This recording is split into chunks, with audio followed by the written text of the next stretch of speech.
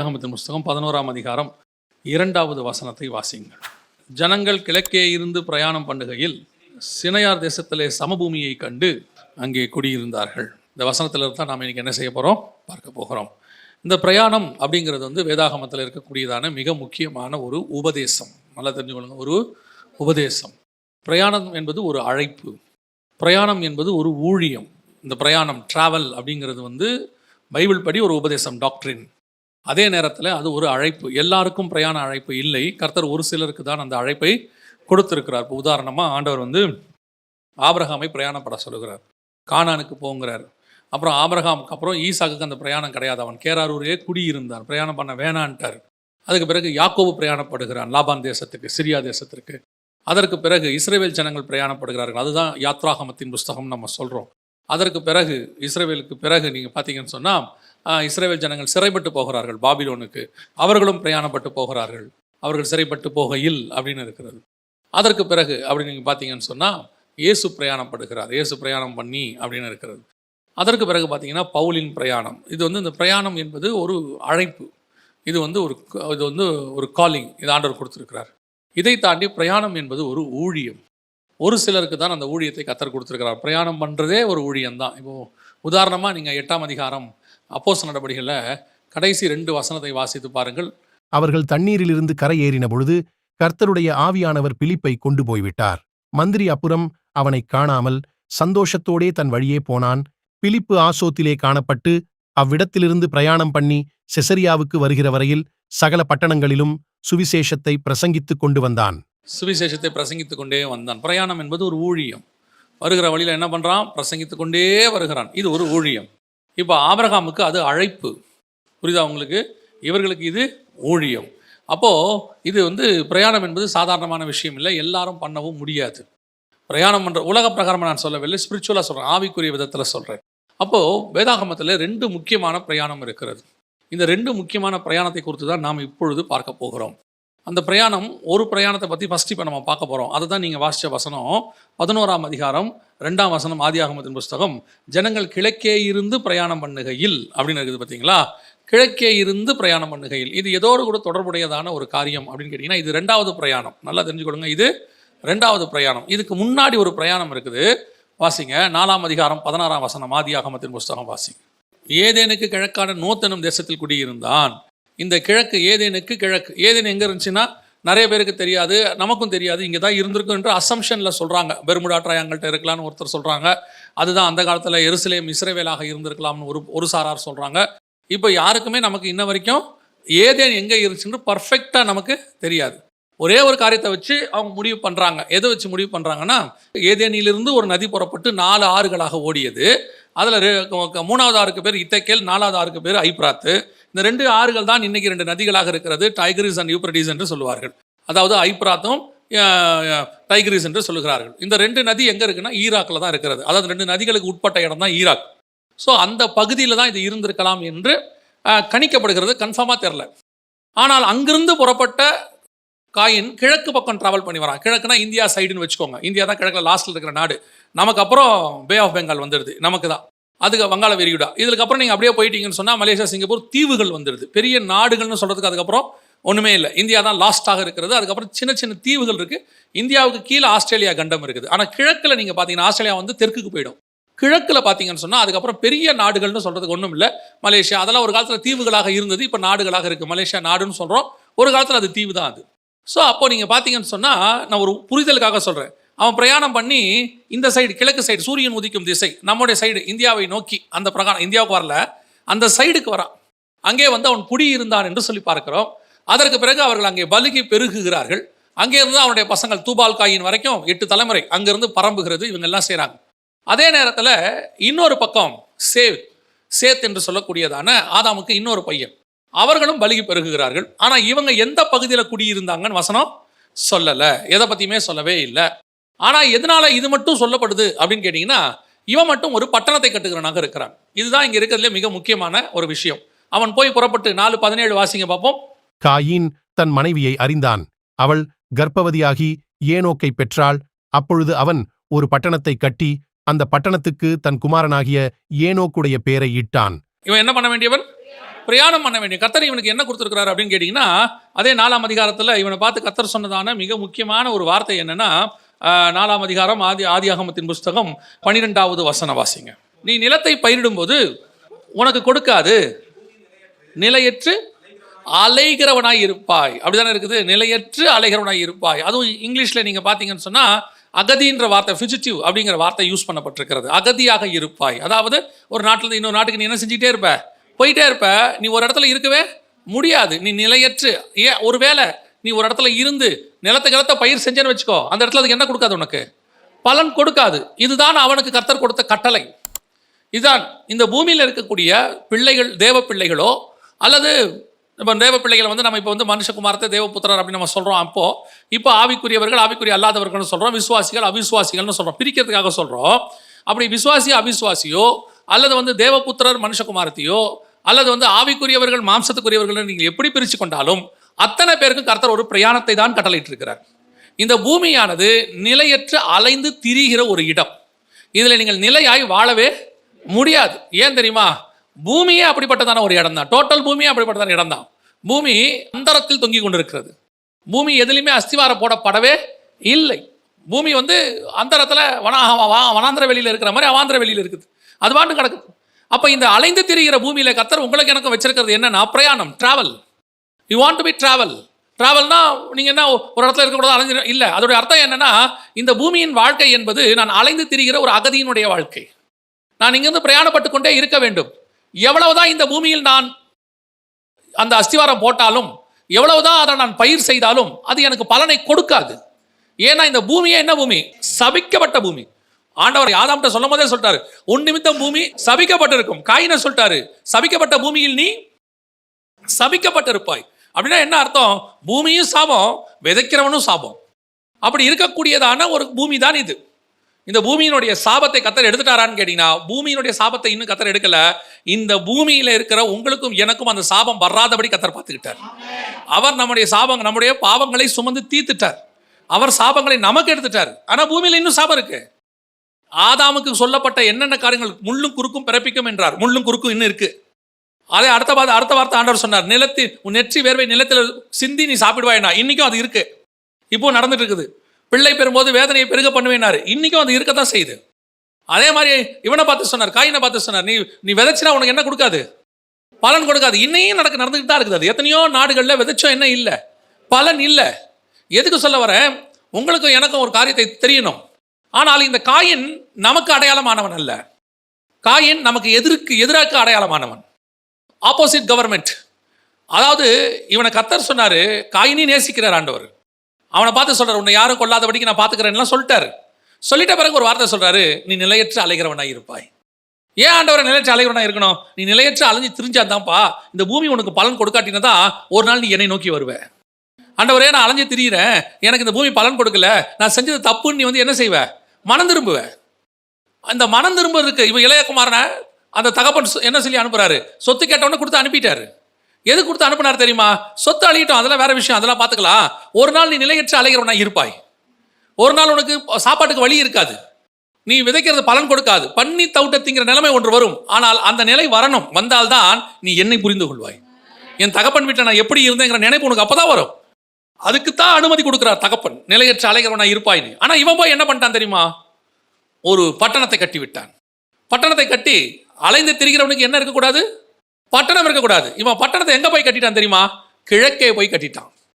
கிழக்க போய் கட்டி இப்போ இவங்க எல்லாம் பலுகி பெருகி பூமியை எப்படி நிரப்பிட்டாங்கன்னா, கொடுமையினாலும் சீர்கேடினாலும் நிரப்பி விட்டார்கள்.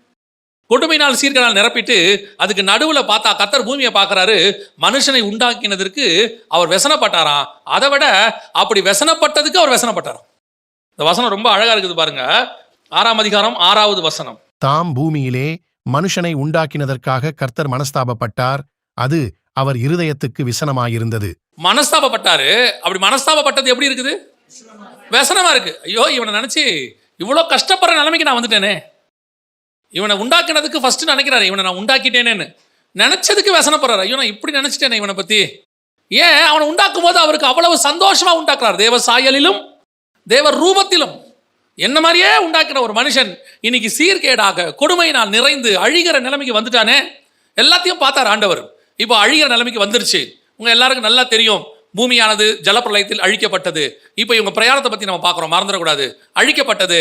இப்போ அடுத்து இவர்கள் எங்கே தொடங்குகிறார்கள் பாருங்க. 8ஆம் அதிகாரம் 4ஆம் வசனம். அரராத் என்ற மலையின் மேல் தங்கிற்று. அரராத் என்றால் எங்க குறிக்குது அப்படின்னு கேட்டீங்க, அது எதை குறிக்குது அப்படின்னு கேட்டீங்கன்னா, இப்போ இருக்கிற துருக்கி. இப்போ இருக்கிற துருக்கி இப்போ இருக்கு. அரராத் என்ற மலை துருக்கியில் இருக்கு. நீங்க போனீங்கன்னா பார்க்கலாம் அரராத் மலைகள் அப்படின்னு. பேழை வந்து எங்க இறங்குது? துருக்கியில் இறங்குது. இவர் ஏதேனுக்கு கிழக்கே கொண்டு வந்தா என்ன பண்ணாரு? ஒரு பட்டணத்தை கட்டினார். காயின் கிழக்கு சைடு வராரு. வந்துட்டு இப்போ ஒருவேளை அது இஸ்ரேல் பக்கமா என்ன நமக்கு தெரியாது. ஆனா இப்போ பேழை எங்க தொடங்குது அப்படின்னு கேட்டீங்கன்னா துருக்கியில தொடங்குது. இதுல ஒரு பெரிய விஷயம் தெரியுமா? துருக்கிங்கிறதுக்கு பைபிள் கொடுக்குற வார்த்தை என்ன தெரியுமா? துருக்கிக்கு பைபிள் கொடுத்துருக்கிற வார்த்தை தூபாலுங்கிற வார்த்தை. தூபால் அப்படிங்கிறது யாரை குறிக்குதுன்னா இப்போ இருக்கிற துருக்கியை குறிக்குது. உதாரணமா அதே ஆதியாகமத்தின் புஸ்தகம் 10ஆம் அதிகாரத்தில் நீங்க பாத்தீங்கன்னு சொன்னா 2வது வசனம் வாசிங்க பார்ப்போம். கோமர், மாகோகு, மாதாய், யாவான், தூபால், மேசேக்கு, தீராஸ் என்பவர்கள். இதெல்லாம் இப்போ எந்த பக்கம் எங்க இருக்குது அப்படின்னு கேட்டீங்கன்னு சொன்னா, இந்த தூபால் என்பது வடக்கு பக்கத்தில் இருக்கக்கூடியதானது. எசேக்கியேல் 38:2 மனுபுத்திரனே, மேசேக் தூபால் ஜாதிகளின் தலைமையான அதிபதியாகிய மாகோகு அப்படின்ற வசனம் வருது. அப்ப இவங்கெல்லாம் எங்க இருக்கிறாங்க? வடக்கு பக்கத்துல இருக்கிறாங்க. எப்படி வடக்கு பக்கத்துல நீங்க சொல்றீங்க அப்படின்னு கேட்டீங்கன்னா, எசேக்கியேல் 39:2 வசனம் சொல்லுது, உன்னை வடபுறங்களில் இருந்து எழும்பி வர பண்ணி அப்படின்னு இருக்கு. வடக்கு பக்கத்துல இருக்கிறாங்க. யார் இருக்கிறா? 38:2 வாசிங்க. 38:2.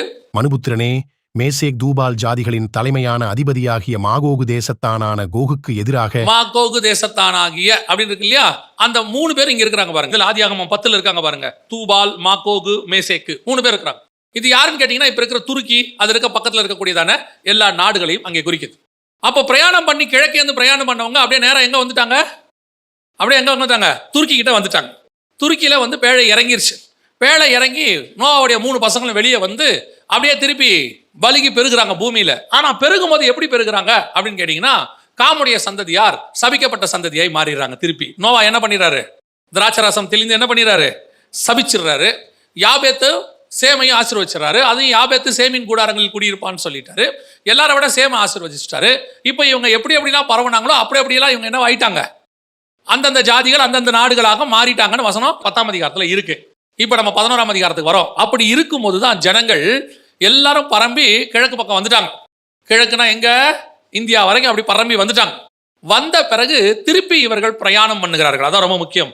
ஜனங்கள் 11:2 ஜனங்கள் கிழக்கே இருந்து பிரயாணம் பண்ணுகையில் சினையார் தேசத்தில் சமபூமியை கண்டு அங்கே இவங்க பிரயாணம் பண்ண வரைக்கும் சரி, பிரயாணம் பண்ணிட்டே இருக்கிறாங்க, பலிக்கு பெருகிட்டே இருக்கிறாங்க. ஆண்டவர் சொன்ன மிக முக்கியமான காரியம் என்ன அப்படின்னு கேட்டீங்கன்னு சொன்னா, நீங்கள் பலுகி பெருகி பூமியை நிரப்புங்கள். இதான் ஆதியாகமம் 1:28.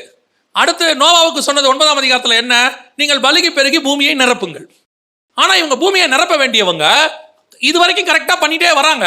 ஒரு இடத்துல இவர்களுக்குள் சினையார் தேசத்திற்குள் வரும்பொழுது, சினையார் தேசம்னா ஈராக், இப்ப இருக்கிற ஈராக். இவங்க இருந்தது துருக்கியிலிருந்து அப்படி ஈராக்குக்கு வரும்போது அவங்க பார்க்குறாங்க அங்கே ஒரு சமபூமி இருக்கிறது. இப்போ திருப்பி பிரயாணம் என்ன ஆக போகுது? தடபட போகுது. இன்னைக்கு ஆண்டவர் நம்மளை அனுப்பி கொண்டிருக்கும் பொழுது நாம் புறப்பட்டு போகிறோம்.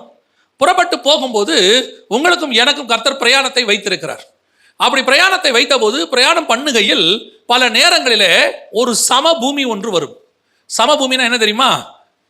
எந்தவித மேடு பள்ளமும் இல்லாம வாழ்வதற்கு தகுதியான இடம். இங்கே எல்லாமே பர்ஃபெக்டா இருக்கு அப்படின்னு நினைக்கிற ஒரு இடம். இந்த கரடு முரடா இருக்கிற வரைக்கும் நம்ம அந்த இடத்துல என்ன செய்ய மாட்டோம்? தங்க மாட்டோம். அப்படியே கிராஸ் பண்ணி போயிட்டே இருப்போம். எங்க சமபூமி இருக்குதோ, இப்போ நீங்க மலை ஏறுறவங்கலாம் பாருங்க, ஏறிக்கிட்டே வருவாங்க. ஒரு இடத்துல மேல ஒரு 10 பேர் உட்கார்ற மாதிரி ஒரு இடம் கிடைச்சா அத்தனை பேர் என்ன பண்ணிடுவாங்க? அங்க உட்காந்துருவாங்க, ரெஸ்ட் எடுக்கலாம். அப்போ ஒருத்தர் மட்டும் சொல்லுவார், ஏப்பா இன்னும் மேல ஓடணும்பா, இன்னும் உட்காந்துட்டீங்க சார், கொஞ்ச நேரம் உட்காரலாம். ஏன் அந்த உட்காரலாங்கிற எண்ணம் வந்துச்சு? அந்த சமபூமியை கண்டா அப்படிதான் வரும். பிரயாணத்தில் எப்பொழுதும் நமக்கு அதுதான் இப்போ பிரச்சனை. நாம் போகும் பொழுது இந்த பூமியிலே ஒரு சமபூமி வரும். ஆபிரகாம் புறப்பட்டு போயிட்டே இருக்கிறார் கானானுக்கு. அதே 11ஆம் அதிகாரம் கடைசியில ஆபிரகாமை கர்த்தர் புறப்பட்டு போக சொன்னார். ஆனால் அவர் போய்கொண்டே இருக்கும் பொழுது ஒரு ஆசீர்வாதமான சமபூமியை பார்க்கிறார்கள், ஆசீர்வாதமான பட்டணம் பார்க்கிறார்கள். அவர்கள் ஆரான் மட்டும் வந்தபோது, ஆரானிலே அவர்கள் வந்தபோது அங்கே இருந்து விட்டார்கள். இதான் பிரயாணத்தை தடை பண்ற மிக முக்கியமானது. நடுவில் நமக்கு நல்ல சமமா எல்லாம் பீஸ்ஃபுல்லா அமைதியா ஒரு நல்ல வாழ்க்கை வந்தோடனே என்ன தரிசனத்தில் புறப்பட்டோமோ அந்த தரிசனம் நின்று போகும். என்ன தரிசனத்துக்காக நம்ம டிராவலை ஆரம்பிச்சோமோ அந்த டிராவல் என்னவாகும்? நின்று போகும். அதில் தான் ரொம்ப கேர்ஃபுல்லாக இருக்கணும். இப்போ ஜனங்கள் டிராவல் பண்ணி அந்த டிராவலில் ஒரு இடத்துல வந்து நின்ன உடனே, அந்த இடத்துல ஸ்டாக் ஆன உடனே அடுத்த தப்பு ஒன்று வரும். உங்களுக்கு தெரியும், ஒரு ஆறு ஓடிக்கொண்டே இருக்கிற வரைக்கும் அதில் தூசி என்ன செய்யாது, தங்கவே தங்காது, அடிச்சுட்டு போயிட்டே இருக்கும். எப்போ ஒரு இடத்துல அது குட்டையாக குளமாக மாறுதோ, தண்ணி ஓட முடியாமல் ஒரு இடத்துல நிற்கிதோ, அந்த இடத்துல ஆட்டோமேட்டிக்காக என்ன வர தொடங்கும், அடுத்த தூசி பாசி எல்லாம் வர தொடங்கும். இவங்க ஜனங்க எப்போ ஒரு இடத்துல உட்கார்ந்தாங்களோ, அடுத்து கர்த்தருக்கு விரோதமான காரியங்கள் ஒவ்வொன்றாய் செய்ய ஆரம்பித்தார்கள். இதுதான் பிசாசினுடைய திட்டம். இப்போ சமபூமியை காமிச்சான், சமபூமியில் உட்காரணுங்கிற எண்ணத்தை கொடுத்தா, உட்கார்ந்தாச்சு. உட்கார்ந்த உடனே அடுத்து அவர்கள் செய்யக்கூடியதான மிக முக்கியமானது இதே தப்ப இப்போ நாம இன்னொரு பிரயாணத்தில் நம்ம பார்க்க போறோம். வாசிங்க 11ஆம் அதிகாரம் ஆதியாகம புஸ்தகம் 6ஆம் வசனம் வாசிங்க. அப்பொழுது கர்த்தர், இதோ ஜனங்கள் ஒரே கூட்டமாயிருக்கிறார்கள். ஜனங்கள் ஃபர்ஸ்ட் எப்படி இருக்கிறாங்க? ஒரே கூட்டமாக இருக்கிறாங்க. அடுத்து அவர்கள் அனைவருக்கும் ஒரே பாஷையும் இருக்கிறது. அவர்கள் இதைச் செய்யத் தொடங்கினார்கள். இப்பொழுதும் தாங்கள் செய்ய நினைத்தது ஒன்றும் தடைபட மாட்டாது என்று இருக்கிறார்கள். ஃபர்ஸ்ட் இவங்களுக்குள்ள சமபூமியில வந்து உட்கார்ந்த உடனே ரொம்ப நல்லா வந்த ஒரு விஷயம் என்ன தெரியுமா? அவர்கள் ஒரே கூட்டமாய் மாறிட்டாங்க. அவங்களுக்குள்ள என்ன இல்லை, எந்த பாகுபாடும் இல்லை. நீங்க 10ஆம் அதிகாரத்தில் பார்த்தீங்கன்னா மூணு விதமான கூட்டம் இருக்கு. சேம் காம் யாபேத் இருக்குது. அதுல 3 பேருக்கும் பிரச்சனை வந்துருச்சு. வேற மூணு கூட்டமா 3 பக்கம் பிரிஞ்சிருச்சு. இப்படி பிரயாணப்பட்டு கொண்டு வருகையில் ஒரு சமபூமியை பார்த்த உடனே அத்தனை பேருக்குள்ளேயும் ஒரு ஒன்னஸ் வந்துருச்சு. என்ன வந்துருச்சு? ஒரு ஒன்னஸ். இது என்ன ஒன்னஸ் தெரியுமா? இது பிசாசுடைய ஒன்னஸ். பிசாசுக்கிட்ட ஒன்னஸ் இருக்குதா இல்லையா? இருக்கு. ஆண்டவரே சொல்றாரு, பிசாசு தனக்கு தானே பிரிந்திருந்தால் அவன் ராஜ்யம் கட்டப்படுவது எப்படி? பிசாசு எப்பவுமே எப்படி இருக்குமா? ஒன்னா இருப்பானாமா. அதனாலதான் அவன் ராஜ்யம் அவ்வளவு ஸ்ட்ராங்கா இருக்குதாமா. இப்போ அவன் பாபேலுங்கிற இடத்துக்கு வந்த உடனே அந்த இடத்துல தன்னுடைய ஆதி ஸ்தானத்தை உண்டாக்குறான். 10ஆம் அதிகாரத்தில் சொல்லப்பட்டிருக்கிறது ஆதி ராஜ்யத்துக்கான ஆதி ஸ்தானங்கள் அப்படின்னு இருக்கு. வெளிப்படுத்தல் 17:5 சொல்லுது, மகா பாபிலோன் ரகசியம் வேசிகளுக்கும் அருவருப்புகளுக்கும் தாய் எனும் நாமம் அவள் நெற்றியில் எழுதி இருந்தது அப்படின்னு இருக்கு. யாரை பத்தி? பாபிலோனை பத்தி. அந்த பாபிலோன் எங்க ஆரம்பிக்குது? 11ஆம் அதிகாரத்தில் ஆரம்பிக்குது. இங்கேதான் அந்த வேசிகளுக்கும் அருவருப்புகளுக்குமான ஆரம்பம் ஸ்டார்ட் ஆக போகுது. எங்க ஸ்டார்ட் ஆக போகுது அப்படின்னா, அவர்கள் ஒரு பட்டணத்தை கட்டத் தொடங்கினார்கள், ஒரு கோபுரத்தை கட்டத் தொடங்கினார்கள். இங்கேதான் கர்த்தருக்கு விரோதமான முதலாவது இதுக்கு ஒரு ஒன்னஸ் வருது. கர்த்தருக்கு விரோதமா செயல்படுறதுக்கு என்ன வருது? ஒரு ஒன்னஸ் வருது. இது இருக்கும், இப்பவும் இருக்கும், சபையில இருக்கும், வெளியே இருக்கும். வெளியே இருக்கிறவங்களாம் பாருங்க, நல்லா கவனிச்சு பாருங்க, அவங்களுக்குள்ள எவ்வளவு பிரிவினை வேணா இருக்கட்டும், ஆனா சபைக்கு விரோதமா எழும்பும் போது அத்தனை பேரும் ஒன்னா சேர்ந்துப்பாங்க, பயங்கரமா ஒன்னா சேர்ந்துப்பாங்க. கர்த்தர் நமக்கு வச்சிருக்கிற ஆட்களை தவிர நான் சொல்றேன், கர்த்தர் எப்படி நமக்கு ஒரு கோரேஸ் ராஜாவை வச்சிருப்பார், நமக்கு ஒரு அர்த்தசாஷ்டா மன்னனை வச்சிருப்பார், கர்த்தர் நமக்குன்னு ஒரு குரூப்பை கண்டிப்பா வச்சிருப்பாருன்னு வச்சுக்கோங்களேன். அதை விட்டுங்க. அதை தவிர்த்து நான் சொல்றேன், நமக்குன்னு ஒன்னா, நமக்கு அகைன்ஸ்டா, சபைக்கு விரோதமா, ஜனங்களுக்கு விரோதமானா, தேவனுக்கு விரோதமானா, அப்படியே ஒரு குரூப் ஒன்னா சேர்ந்துக்கும். சேர்ந்து அப்படியே முழுக்க இந்த ஒன்னஸ், பிசாசினுடைய ஒன்னஸ், இது சபைக்குள்ளேயும் வரும். இப்ப பாருங்க, அனனியா சப்பீரால் விஷயத்துல பாக்குறோம். சபைக்குள்ள அவன் கேட்கிறான், நீங்கள் பொய் சொல்வதற்கு ஒருமனப்பட்டது என்ன? நீங்க இப்படி பண்ணதுக்கு ஒரு ஒன்னஸ் இருக்குது. என்ன ஒன்னஸ்? பணத்தை மறைச்சு வைக்கிறதுக்கு ஒன்னஸ் இருக்குது, சர்ச்சுக்கு வராம இருக்கிறதுக்கு ஒன்னஸ் இருக்குது. அதுவே சபைக்கு வராம அன்னைக்கு கல்யாணத்துக்கு போறதுக்கு ஒன்னஸ் இருக்குது. ஆனா சபைக்கு வரணுங்கிறதுக்கு ஒன்னஸ் இருக்காது. 2 பேரும் சண்டை போட்டுக்கிட்டே வருவாங்க சர்ச்சுக்கு. பார்த்துருக்கீங்களா? அந்த ஞாயிற்றுக்கிழமை கல்யாணம் இருக்கும், 2 பேரும் ஒருமனப்பட்டு சொல்லுவாங்க, ஞாயிற்றுக்கிழமை கல்யாணத்துக்கு என்ன பண்ணலாம், பரவாயில்லப்பா நம்ம கல்யாணத்துக்கு போயிட்டு வந்துருவோம், வேணா நம்ம சண்டே சாயங்காலம் போய்க்கலாம். ஒன்னஸாக பார்த்தீங்கன்னா 2 பேரும் ஒரே மாதிரி ட்ரெஸ் போட்டு ஒரே மாதிரி எல்லாம் அலங்காரம் பண்ணி ஒரே பைக்கில் ஏறி சந்தோஷமாக போவாங்க. ஆனால் சர்ச்சுக்கு வரும்போது பாருங்க, சண்டை போட்டே வருவாங்க. ஒன்றுத்தையும் எடுத்து வைக்க மாட்டேங்கிறீங்க, அதை பண்ண இது பண்ண மாட்டேங்க. நீங்கள் சண்டை நிறைய வீட்டில் சர்ச்சுக்கு போகிற அன்னைக்கு சண்டையோட தான் வரும். சபைக்கு வரும்போது ஒன்னஸ் இருக்க மாட்டேங்குது. ஆனால் சபைக்கு விட்டு வெளியே போகிற விஷயத்தில் எல்லாத்துலையும் கடன் வாங்குறதுல ஒன்னஸ் இருக்குது இல்லை, அப்புறம் எங்கேயாவது போகிறதுல ஒன்னஸ் இருக்குது. ஆனால் சபைக்கு வர விஷயத்தில் கர்த்தருடைய காரியங்கள்ல என்ன இல்லை? ஒன்னஸ் இல்லை. அதான் இவர்கள்ட்ட இருந்துச்சு. கர்த்தர் பார்க்குறாரு, இவர்கள்ட்ட இருந்த மிக முக்கியமான விஷயம் ஒன்னஸ். 2வது, அவர்களுக்குள் என்ன இருக்குது? ஒரே பாஷை. ஒரே பாஷை என்பது மிக முக்கியமான விஷயம். அதாவது இவன் சொல்றது அவனுக்கு புரியுது, அவன் சொல்றது இவனுக்கு புரியுது. பல பேருக்கு பல பிரசங்கியார் பேசுறது என்ன செய்யல, புரியல. நான் இப்பவும் சொல்றேன், பல நேரத்தில் சிலர் பேசுகிறதை அவர்களுக்கு புரிய வைப்பது கர்த்தருடைய கரத்தில் தான் இருக்கிறது. நம்ம தமிழ்ல பேசிட்டோன்றதுனால அவனுக்கு தமிழ்ல புரிஞ்சிடாது, இங்கிலீஷ்ல பேசிட்டோங்கிற. இப்ப நீங்க யோசிச்சு பாருங்க, எத்தனை டீச்சர் பாடம் எடுக்கிறாங்க, 4 பேருக்கு தானே புரியுது, மிச்சம் இருக்கிற 36 பேருக்கு புரியல பாருங்க. அவன் வந்து என்ன சொல்றான், எங்க டீச்சர் எடுக்கிறது எனக்கு புரியவே இல்லை. ஏன் புரியல அப்படின்னா, அவங்க எல்லாருக்கும் எடுக்கிற மாதிரி தான் எடுக்கிறாங்க. ஆனா புரிதல் என்பது ஒவ்வொருத்தருக்கும் மாறு. ஆனா தேவனுக்கு விரோதமா கோபுரம் கட்டுறதுக்கு, தேவனுக்கு விரோதமா காரியங்கள் செய்வதற்கு அவர்களுக்கு எல்லாம் நல்லா புரியுது. அவங்க சொல்றது ஒருத்தருக்கு ஒருத்தர் என்ன செய்யுது, நல்லா புரியுது. அவன் பேசுறது நல்லா புரியுது. நம்ம இப்படித்தான் செய்யணும். கர்த்தருக்கு விரோதமான காரியத்தில் எவ்வளவு இருக்கு பாருங்க.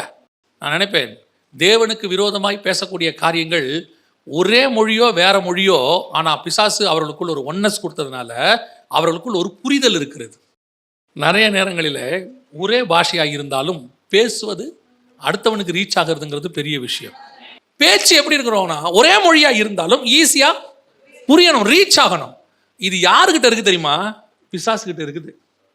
பிசாஸ்கிட்ட இருக்குது. நம்ம ஆளுங்க இருக்கிறாங்க பாருங்க, நம்ம டேலண்ட் எல்லாம் காட்டுவாங்க, ஒரே லாங்குவேஜ் தான். ஆனால் பிசாசுக்கு ரொம்ப தெளிவாக தெரியும், நான் ஒரே லாங்குவேஜ், நான் அவன் அந்த லாங்குவேஜில் புரியும்படி வைத்திருக்கிறேன். நீங்களும் நானும் ஒரே மொழி உள்ளவர்களாக இருந்தாலும் நாம் பேசுகிறது அவர்களுக்கு புரிகிறதா என்பது ரொம்ப முக்கியம். புரிதல் ஒன்னஸோட அடுத்து என்ன வரணும்? புரிதல் வரணும். கடைசியாய் அவர்களுக்குள் இருந்ததான ஒரு சுபாவம் என்ன அப்படின்னு வசனம் சொல்லுது, இப்பொழுதும் தாங்கள் செய்ய நினைத்தது ஒன்றும் தடைபடாது என்று இருக்கிறார்கள். நான் நினைச்சா அது கண்டிப்பா செஞ்சுருவேன், என்னால அதை செய்யாமல் சிலருக்கெல்லாம் அந்த பெருமை உண்டு. இது ஒரு வகையான பெருமை. இந்த வார்த்தை யாருக்கு தெரியுமா? நான் செய்ய நினைத்தது தடைபடாதுங்கிறது கர்த்தருக்குரியது. யோபுவின் புஸ்தகம் வாசிங்க, 42:2 வாசிங்க. தேவரீர் சகலத்தையும் செய்ய வல்லவர், நீர் செய்ய நினைத்தது தடைபடாது. தேவன் செய்ய நினைத்தது மட்டும்தான் தடைபடாது. நாம தடைபடாதுன்னு நினைச்சுக்கிட்டு செஞ்சோம்னா என்னால முடியும், நான் செஞ்சிட்டேனா, நான் இறங்கிட்டேனா அது அவ்வளவுதான், நான் கையை வச்சா அதை முடிக்காம விட மாட்டேன், நான் ஒரு வேலையில வந்துட்டேனாங்க, அது அப்படித்தான். இது கான்ஃபிடென்ட், ஓவர் கான்ஃபிடென்ட் எல்லாம் தாண்டி பெருமைக்குள்ள போயிடுது. நான் நடந்த ஒரு சம்பவத்தை சொல்றேனே. நம்ம யூஸ்வலா இந்த கீழே இருக்கக்கூடிய பேனா இதெல்லாம் இருக்குல்ல, இதெல்லாம் ஒரு குழந்தை கூட என்ன செஞ்சிடும், எடுத்துரும் இல்லை. ஒரு நல்ல ஆக்டிவாக இருந்தார் ஒரு மனுஷன், திடீர்னு உட்காந்துக்கிட்டு இருந்தார், நல்லா எழுந்திருக்கும் போது மொத்தம் லாக் ஆயிடுச்சு. எழுந்திரிச்சவர் இப்படியே நிற்கிறார், அவ்வளோதான். அடுத்த ஸ்டெப் இப்படி வைக்க முடியல. நம்ம அவரை பார்க்கும்போது தான் எனக்கு தோணுச்சு, ஆள் நல்லா ஜெய்ஜாண்டிக்காக இருக்காரு, நல்ல மனுஷன், அவர் மேலே எந்த குறையும் கிடையாது, நல்ல மனுஷன். ஆனால் சில நேரங்களில் கர்த்தர் கிருபை இல்லாவிட்டால் ஒரு ஸ்டெப்பை கூட நம்ம வைக்க முடியாது. அவருக்கு பாவம், அவருக்கு வேற ஒரு பலகீனம்னு வச்சுக்கோங்களேன், அவருக்கு அப்புறம் இப்போ சரியாயிருச்சு. பொதுவாக சில நேரத்தில் நாம் என்ன நினைக்கிறோம், பெரிய பெரிய காரியத்தை நினைக்கிறோம். நான் சொல்கிறேன், கீழே விழுந்த பேனாவை கூட குனிஞ்சு எடுக்கணும்னா கர்த்தருடைய கிருபைன்னு ஒன்று வேணும். எத்தனையோ பேருக்கு நின்ன மேனிக்கு லாக்கில் இருக்கிறான், குனிஞ்ச மேனிக்கு லாக்கில் இருக்கிறான். நாம் குனிஞ்சவங்க நிமிர்றதே கிருபை தான். நான் செஞ்சா தடைபடாது, நான் கண்டிப்பாக எடுத்தா முடிச்சுட்டு தான் வைப்பேன், இல்லைங்க, எதுவுமே இல்லைங்க நம்மக்கிட்ட. எந்த நேரத்தில் எதுவாகும், அதுவும் இந்த கடைசி காலம் இருக்குது பாருங்க, சரீரம்லாம் ஒன்றுமே இல்லை நமக்கு. நல்லா சிக்கன் சாப்பிட்டு வெறும் பஞ்சு மாதிரி கிடக்கு, ஒரு ஸ்ட்ராங்கும் இல்லை, எலும்புமே ஸ்ட்ராங் இல்லை. இப்போ நம்ம அம்மாக்கள்லாம் அந்த காலத்தில் எத்தனை தடவை கீழே விழுந்து எழுந்திரிச்சாங்க, நம்ம எத்தனை தடவை கீழே விழுந்து எழுந்திரிச்சோம். இப்போ இருக்கிற பிள்ளைங்க பாருங்க, ஒரு தடவை விழுந்த உடனே எலும்பு உடஞ்சிடுது, உடனே ஏர் கிராக், உடனே நம்மலாம் எந்த மாடியிலேருந்து கீழே விழுந்து, வண்டியிலேருந்து கீழே விழுந்து தள்ளி விட்டு என்ன பண்ணாலும் கர்த்தருடைய கிருபையில் நமக்கு ஒன்றும் ஆகாமல் இருந்துச்சு. இன்னைக்கு இருக்கிற சாப்பாடு ஒன்றும் கிடையாது, எல்லாமே போன்லெஸ். அதனால் இதுங்க போனும் வெயிட்லெஸ், ஒரு போன்லையும் ஸ்ட்ராங்கே கிடையாது. சும்மா கூப்பிட்றாங்க திடீர்னு ஸ்கூல்லேருந்து, கொஞ்சம் உடனே வாங்க. என்ன ஆச்சு, ஓடிக்கிட்டே இருந்தார், தடுக்கி விழுந்தார், எழுந்திரிக்கும் போது கை வீங்கிருச்சு, ஃப்ராக்சர். கீழே விழுந்ததுக்கு அப்புறம் ஃப்ராக்சர் ஆகுது. இப்போ நான் சொல்கிறேன், நம்முடைய முழு பாதுகாப்பு, முழு காரியங்கள், செய்கிற விஷயங்கள் அத்தனையுமே 100% கர்த்தர் கரத்தில் தான் இருக்கிறது. அல்லேலூயா. அதான் ஆண்டவர் சொல்றாரு, அவர் செய்ய நினைத்தது தான் தடைபடாது. நம்ம இவங்க நினைச்சுக்கிட்டாங்க நாம வானலாவிய ஒரு கோபுரம் என்ன பண்ணிடலாம், கட்டிடலாம். அதுக்கு என்ன காரணம், நம்மளால முடியுங்க. ரெண்டாவது, நான் சொல்றது அவனுக்கு புரியுது, அவன் சொல்றது அவனுக்கு புரியுது. இப்படிப்பட்ட ஆட்கள் எங்களுக்கு இருக்கும்போது எனக்கு என்ன கவலை. நான் சிலர்லாம் சொல்லுவாங்க, நான் சொல்லாமையே அவர் புரிஞ்சுக்கிறாருங்க. ஒரு சிலராக சொல்லுவாங்க தெரியுங்களா, எனக்கு ஒரு நல்ல அசிஸ்டன்ட் ஆண்டவர் கொடுத்துருக்காருப்பாங்க. என்ன, நான் சொல்றதுக்குள்ளேயே அவர் என்ன செய்யறாரு, அது சொல்லுவாங்க. நம்ம ஒரு பழமொழி சொல்லுவாங்க, எள்ளுனா எண்ணெயா நிற்கிறான் அப்படிம்பாங்க. அப்படியே சொன்ன உடனே அப்படியே புரிஞ்சுக்கிறாருங்க, டக்குன்னு செஞ்சிடறாருங்க. ஏன்னா அவருக்குள்ள அப்படி ஒரு ஒன்னஸ், ரெண்டு பேருக்குள்ள ஒரு ஒன்னஸ் இருக்குது. இந்த மாதிரி ஒரு க்ரௌட் இருந்தால் போதுங்க, இப்படி ஒரு டீம் இருந்தால் போதும்.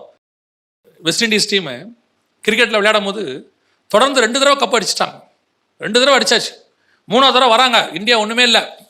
அவங்களுக்குள்ள ஒரு பெருமை இருந்துச்சு, 2 தடவை ஜெயிச்சிட்டோம். இப்போவும் அதே டீம் தான் உள்ளே இறங்குது. அத்தனை பேரும் எப்படிப்பட்டவங்க, பயங்கர ஸ்ட்ராங். ஆனால் இங்கிருந்து நம்மால் போகிறவன் இப்போ தான் ஃபஸ்ட் டைம் உள்ளே போகிறான், இறங்குறான் உள்ள. எப்பேற்பட்ட ஒன்னஸ் டீம் ஒர்க் எதுவாக இருந்தாலும் கிருபைன்னு ஒன்று இருந்தால் மட்டும்தான் ஜெயம்னு ஒன்று வரும். ஜெயமோ கர்த்தரால் வரும். டேலண்ட் இருந்து சில நேரத்தில் தோக்குறவங்களா இருக்கிறாங்க, பார்த்தா பாவமாகவே இருக்கும். எதனால தோப்பாங்க? அந்த நேரத்தில் அவங்களுக்கு அது செயல்பட முடியாமல் போகும். அந்த நேரத்தில் செயல்படுத்துவது கர்த்தருடைய கிருபை. அல்லேலூயா. அந்த நேரத்தில் பலகீனம் வராமல் இருக்கணும், ஜுரம் வராமல் இருக்கணும், அந்த நேரத்தில் எந்த பாதிப்பு வராமல் இருக்கணும். இன்னைக்கு பிசாசுக்குள்ளே இருக்கக்கூடிய ஒரு ஒன்னஸ், இன்னைக்கு பிசாசு அப்படிதான் ஒன்னஸாக இருக்குது, உலகளாவிய ஒன்னஸாக இருக்குது. அவர்களுக்குள்ளே ஒரு புரிதல் இருக்குது. யோசித்து பாருங்களேன், அங்கே வெளிநாட்டில் இருக்கிற விஞ்ஞானியாக இருக்கட்டும், நம்ம நாட்டில் இருக்கிற விஞ்ஞானியாக இருக்கட்டும், எல்லாம் ஒத்துமையாக செயல்படுறான் கொண்டு போய் ஒரு ப்ராஜெக்டை செஞ்சு முடிக்கிறதுக்கு, தேவையான காரியத்தை செய்யறதுக்கு. இதுவே நம்மளால் எடுத்து பாருங்க, ஒரு ஏரியாலேருந்து இன்னொரு ஏரியாவுக்கு அவனுக்கு ஒத்துமை இருக்காது, ஒரு சபையிலேருந்து இன்னொரு சபை கூட என்ன இருக்காது, ஒத்துமை இருக்காது. இப்போ இவர்கள் பிரயாணப்பட்டு பாபிலோனியில் இருக்கிறார்கள். இப்போ கர்த்தர் இவர்களை என்ன பண்ணார் தெரியுமா? நீங்கள் பிரயாணம் பண்ணிகிட்டே இருக்கணும், நீங்கள் ஏன் ஒரு இடத்துல இருந்தீங்க, இருக்கக்கூடாது என்று சொல்லி கர்த்தர் அடுத்த வார்த்தை ஒன்று சொல்றாரு. 8வது வசனம் 11:8. அப்படியே கர்த்தர் அவர்களை அவ்விடத்திலிருந்து பூமியின் மீதெங்கும் சிதறி போக பண்ணினார். அப்பொழுது நகரம் கட்டுகிறதை விட்டுவிட்டார்கள். எங்கிருந்து புறப்பட்டு போறாங்க? சினையார் தேசம் பாபிலோன்ல இருந்து புறப்பட்டு போறாங்க. இப்போ பாபிலோனிலிருந்து இவர்கள் பூமி எங்கும் என்ன பண்றாங்க? சிதறி போகிறார்கள். பாபிலோன் எங்க இருக்குது? ஈராக்கில் இருக்குது. அப்ப ஈராக்ல இருந்து பூமி எங்கும் என்ன செய்யறாங்க? சிதறி போறாங்க. இந்த பாபிலோன் என்பது பிசாசினுடைய தலைமையகம்.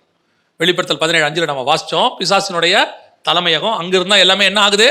ஸ்டார்ட் ஆகுது. இதோடைய ஃபர்ஸ்ட் பார்ட் எங்க இருக்குது? காயின்ல இருந்து கிழக்கிலே வந்து அவர்கள் எல்லாரும் அராரத் மலையில இறங்கி அராரத்துல இருந்து ஈராக்குக்கு டிராவல் பண்ணி அங்கிருந்து பூமி எங்கும் என்ன பண்றாங்க? சிதறி போக பண்ணியாச்சு. இப்போ பிசாசுடைய ராஜ்யம் இந்த மாதிரி சிதறி போகுது. இப்போ கர்த்தர் பார்க்குறாரு, இப்போ நீங்க அத்தனை பேரும் ஏதேனிலிருந்து காயின் வந்து, காயின் கிழக்கே வந்து, கிழக்கே வந்த காயின் அங்கே தன்னுடைய பிள்ளைகளை எல்லாம் பலுகி பெருக பண்ணி அவனுடைய அலைந்து திரிகிறவனாக சாபத்தை உலகம் முழுக்க கொண்டு வந்து கடைசியா அது பாபிலோன் வரைக்கும் வந்துருச்சு. பாபிலோன்ல இருந்து இப்போ அவங்க உலகம் முழுக்க என்ன ஆயிட்டாங்க? புறப்பட்டு போயிட்டாங்க. இது பிசாசோடைய பிரயாணம். இது என்ன பிரயாணம்? பிசாசின் பிரயாணம். இன்னைக்கு உலகம் முழுக்க ஒரு உதாரணத்துக்கு நான் சொல்றேன். ஏதேனில் பாம்பு யாரை வஞ்சித்தது? ஏவாளை வஞ்சித்தது. ஏவாள் யார்கிட்ட பேசினாங்க? யார்கிட்ட போய் பழத்தை கொடுத்தாங்க? ஆதாம் கிட்ட கொடுத்தாங்க. இப்போ இந்த சுபாவம் பார்த்தீங்கன்னா உலகம் எங்கிலும் இருக்கிற எல்லார்கிட்டையும் வழிபாடாக இருக்கும். உதாரணமா ஒரு பாம்பு வழிபாடு என்ன செய்யும்? உலகத்தில் எங்கே போனாலும் இருக்கும். சைனாவுக்கு போனாலும் இருக்கும், அங்கே டிராகன் ஒன்று வழிபடுறாங்க. கிரேக்க தேசத்துக்கு போனாலும் இருக்கும், அங்கேயும் வழிபடுறாங்க. ஜியூஸ் அந்த மாதிரி காரியங்கள்லாம் வழிபடுறாங்க. இப்போ இந்தியாவுக்கு வந்தாலும் இருக்கும். உலகம் முழுக்க நீங்கள் எங்கே போனீங்கனாலும் ஒரு பாம்பு வழிபாடு இருக்கும். ரெண்டாவது, உலகம் முழுக்க நீங்கள் எங்கே போனீங்கனாலும் ஒரு பெண் தெய்வ வழிபாடு இருக்கும். சீன கோயிலுக்கு போங்க, பாம்பு கோயிலுக்கு வாசலில் ஒரு பெண் தெய்வம் நிற்கும். நீங்கள் கிரேக்கத்துக்கு போங்க, ஒரு பெண் தெய்வம் இருக்கும். எங்கே வேணாலும் போங்க, ஒரு பெண் தெய்வ வழிபாடு கண்டிப்பாக இருக்கும்.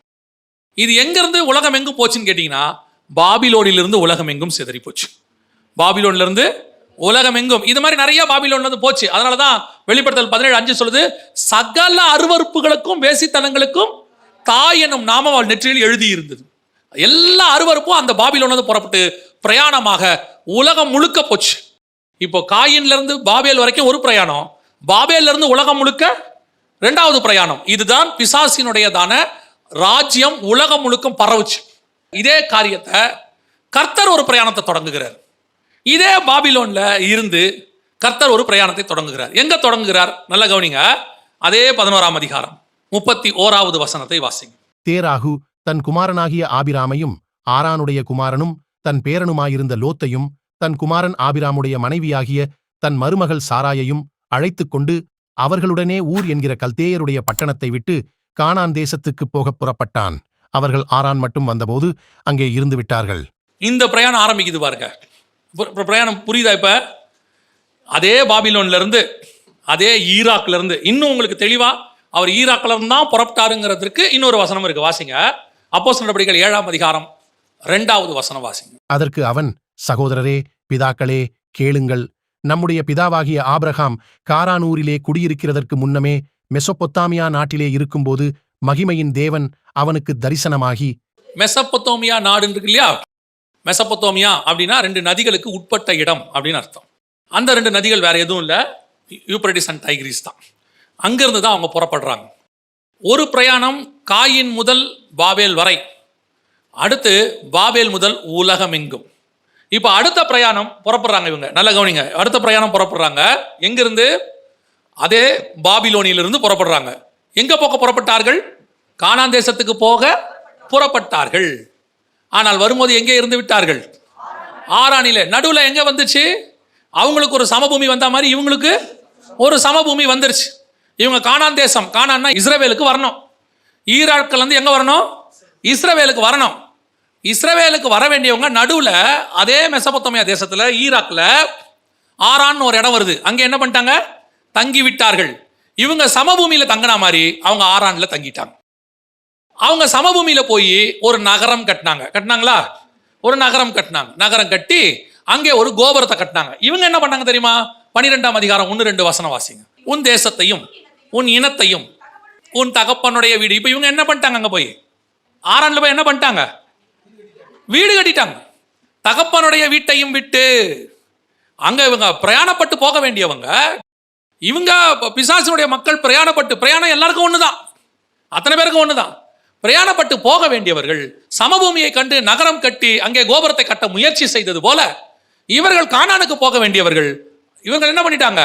ஆரானில சமபூமி எங்க போய் போன உடனே அந்த இடத்துல ஒரு வீடை கட்டி, அது மட்டும் இல்ல, வீடு கட்டினது மட்டும் இல்ல, அந்த இடத்துல சில காரியங்களை அவர்கள் செய்தார்கள். என்ன செஞ்சாங்க பாருங்க, 5வது வசனம். ஆபிராம் தன் மனைவியாகிய சாராயையும் தன் சகோதரனுடைய குமாரனாகிய லோத்தையும் தாங்கள் சம்பாதித்திருந்த தங்கள் சம்பத்தெல்லாவற்றையும். ஆரானிலே சவதரித்த மனிதர்கள். கானானுக்கு போக வேண்டியவன் ஆரானில் உட்காந்து சம்பாதிக்கிறான். இதுதான் இன்னைக்கு நம்முடைய பிரயாணத்தினுடைய ஃபர்ஸ்ட் பார்ட். காயினுடைய பிரயாணத்திலிருந்து வந்த ஃபர்ஸ்ட் பார்ட். அதே மாதிரி ஆபிரகாம் பிரயாணம் ஃபர்ஸ்ட் பார்ட். நமக்கு கானானுக்கு வருவது. வரவேண்டியவர்கள் வழியிலே ஆரானை பார்த்து ஆரானிலே நல்ல வீடெல்லாம் கட்டி அங்கே சம்பாதிச்சு ஆட்களை அடிமைகளை சம்பாதிச்சு நல்ல செட்டில் அங்கேயே. இப்ப கர்த்தர் சொல்றாரு, உன்னை நான் எதுக்கு கூப்பிட்டேன்? அவன் அலைஞ்சு திரிஞ்சு இருக்கிற வேண்டியவன், ஆனா உனக்கு நான் வேற ஒரு வேலை வச்சிருக்கிறேன். நீயும் அலைஞ்சு திரிய வேண்டியவன் தான், ஆனா நீ சபிக்கப்பட்டவன் கிடையாது, ஆசீர்வதிக்கப்பட்டவன். கர்த்தர் என்ன சொல்ற? ஆபிரகாமை பார்த்து 12ஆம் அதிகாரத்தில் ஆபிரகாமை பார்த்து கர்த்தர் சொல்ற வார்த்தை என்ன? 2வது வசனம். நான் உன்னை பெரிய ஜாதியாக்கி உன்னை ஆசீர்வதித்து. இங்க சபிக்கப்பட்டவனும் பிரயாணம் பண்ணணும், இங்கே ஆசீர்வதிக்கப்பட்டவனும் பிரயாணம் பண்ணணும். பிரயாணம் ஒண்ணுதான். வீடு கட்டி வாழ்வது ஆசீர்வாதம் அல்ல, எனக்கு கொடுக்கப்பட்ட வேலையை செய்து முடிப்பதுதான் எனக்கு ஆசீர்வாதம். இன்னைக்கு எது நடந்துட்டு இருக்குது? இன்னைக்கு அவனுக்கும் எனக்கும் கம்பேர் பண்ணிக்கிறோம். ஏங்க, அவரு பயிரிடுறது எல்லாம் சாபமா மாறும், ஈசாக்கு பயிரிடுறதெல்லாம் ஆசீர்வாதமா மாறும். அவரு அலைஞ்சு தெரிவாரு, நான் வீடு கட்டுவேன். இல்லைங்க, உங்களுக்கும் எனக்கும் கர்த்தர் வச்சிருக்கிறது ஒரு பிரயாணம். ஒரு பிரயாணம். இந்த பிரயாணத்துல எனக்கு ஒரு ஆசீர்வாதம் உண்டு. என்ன பிரயாணத்துல ஆசீர்வாதம் உண்டு? அவன் போய் கால் பதிக்கிற இடத்துல முளைக்காது, நான் கால் பதிக்கிற தேசம் எல்லாம் எனக்கு சொந்தமாகும். நீ எழுந்து நட, நீ நடக்கிற தேசத்தின் நீளம் அகலம் எந்த மட்டும் அந்த மட்டும் நட, அதை நான் உனக்கு தருவேன். நான் நடக்கிற இடமே ஆசீர்வாதமா மாறிடும். அப்ப என்னுடைய வேலை எவ்வளவு முடியுமோ அவ்வளவு நடக்கணும். பாருங்களேன், இன்னைக்கு நான் நடக்க மாட்டேங்கிறேன், ஒரு ஆறான பாத்துறேன். ஒரு அத்தனை பேருடைய மோட்டிவ் என்ன? இந்த கடைசி காலத்துல ஊழியக்காரன் ஆரம்பிச்சு விசுவாசி வரைக்கும் மோட்டிவ் என்ன? ஒரு இடத்துல செட்டில் ஆகணும், செட்டில் ஆகணும். செட்டில் ஆகணும் என்று நினைக்கிற விசுவாசியும் ஊழியக்காரனும் தேவ பிரயாணத்தில் இல்லை என்று அர்த்தம். இல்ல, பிரயாணத்திலே இல்லை. நீங்க நாம எதுக்கு செட்டில் ஆகணும்? இங்க நல்லா தெரியுது, இயேசு வர போறார், நான் போறேன். இது ஒரு குரூப். சரி, இயேசு வராருன்றதே விட்டுருங்க. ஐயா, ஒரு வாரத்துக்கு லேட் ஆகுங்க, சும்மா இப்பெல்லாம் ரைட்டு, அதே விட்டுருங்க. நீங்க எத்தனை வருஷம் இருக்க போறீங்க? எத்தனை வருஷம் இருக்க போறீங்க? இயேசு வரது டிலே ஆகட்டும், எத்தனை வருஷம் இருக்க போறீங்க? 70, பலத்தின் மிகுதினால் 80. அப்புறம் அதுக்கப்புறம் நான் என்ன பண்ண போறேன்? கன்ஃபார்மா அந்த பூமியை விட்டு போறேன். 80, 90, 92 நான் போக தானே போறேன். அப்புறம் எப்படி இந்த பூமியில நான் செட்டில் ஆவேன்? நான் பேசுவேன். செட்டில்மெண்ட்னா என்ன? இந்த பூமியிலேயே இருக்கிறவன் தான் செட்டில்மெண்ட். அப்ப நான் ஏன் செட்டில் ஆகணும்னு நினைக்கிறேன்? அடுத்து 3வது கேட்டகரி. நான் போவேன், என் பிள்ளைகளுக்கு வச்சுட்டு போவேன். சரி, நீங்க சம்பாரிச்சு உங்க பிள்ளைகளுக்கு வச்சுட்டீங்க, சரியா?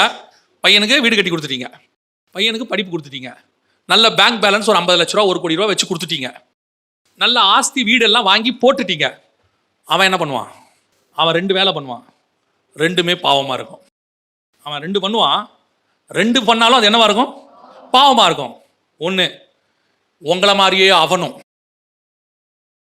உங்களை மாதிரியே அவனும் இன்னும் ஒரு வீடு கட்டி, இன்னும் லேண்டு வாங்கி, இன்னும் நகை வாங்கி. அதுக்கு பேர் பொருளாசை, பணத்தாசை இல்லை? இல்லை, அது பாவம் தானே. அதாவது எங்கிட்ட கர்த்தர் கொடுத்ததை தவிர வேறு எது இருந்தாலும் அது பாவம்தான். கர்த்தர் எனக்குன்னு நியமிச்ச ஒன்று இருக்கும், அதை எனக்கு ஏகா என்ன கொடுத்தானோ அதுதான் நம்ம பிரயாணத்தில் இருக்கணும். கன்னி மாடத்திலிருந்து அரண்மனைக்கு போகிறவங்ககிட்ட என்ன இருக்கணும்? ஏகா கொடுத்ததா இருக்கணும், கேட்டு வாங்கினது இருக்கக்கூடாது. இங்கே அப்படியே தன்னைத்தானே பலுகி பெருக்கிறக்கணும். ரெண்டாவது தப்பு செய்வான் பையன். இது முதல் தப்பு. ரெண்டாவது தப்பு செய்வான். நீங்கள் வீடு வச்சுட்டீங்க, நல்லா பேங்க் பேலன்ஸும் வச்சுட்டீங்க, சொத்தையும் வச்சுட்டீங்க. நீங்கள் போகிறதுக்குள்ளே நான் கண்ணை மூடுறதுக்குள்ளே ஒரு கல்யாணத்தை பண்ணணும்னு நினச்சி அதையும் பண்ணி வச்சுட்டீங்க. இப்போ அவன் என்ன பண்ணுவான்? சோம்பேறியாகி என்ன பண்ணுறதுன்னு தெரியாமல் பாவியாகி எல்லா பாவத்தையும் செய்ய தொடங்கிடுவான். குடிகாரனாகி அடுத்தா தான் செய்வான். அவனுக்கு தான் ஒரு கஷ்டம் இல்லையே. 45 வயசில் ஹார்ட் அட்டாக் வந்துடும் அவனுக்கு. ஏன்? உட்காந்து சும்மா திங்கிறவனுக்கு என்ன ஆகும்? அதான் நடக்கும். உங்கள் வாழ்க்கைக்கு நீங்கள் உழைச்சிங்க, சம்பாரிச்சிங்க, ஏதோ பசங்களுக்கு படிப்பை கொடுத்தீங்க. அவன் வாழ்க்கைக்கு அவனை உழைக்க சொல்லுங்க. பாருங்க, அவன் உடம்பும் நல்லா இருக்கும், வாழ்க்கையும் நல்லா இருக்கும். ஒரு தலைமுறையே சோம்பேறியா மாத்தினவங்க, ஒரு தலைமுறையே அப்படியே வேலை செய்ய விடாம பாடியெல்லாம் கெடுத்தவங்க இன்னைக்கு அப்படிதான் இருக்கு. இப்ப பாருங்க, நீங்க ஆபிரகாம் செல்வ சீமானா இருந்தாரா இல்லையா? இருந்தாரா இல்லையா? இருந்தார். ஆபிரகாமின் ஆசீர்வாதம் யாருக்கு வந்திருக்கணும்? யாருக்கு வந்திருக்கணும்? ஈசாக்கு வந்திருக்கணுமா இல்லையா? வாசிங்க 26ஆம் அதிகாரம் 12-13 வாசிங்க. ஈசாக்கு அந்த தேசத்தில் விதை விதைத்தான்.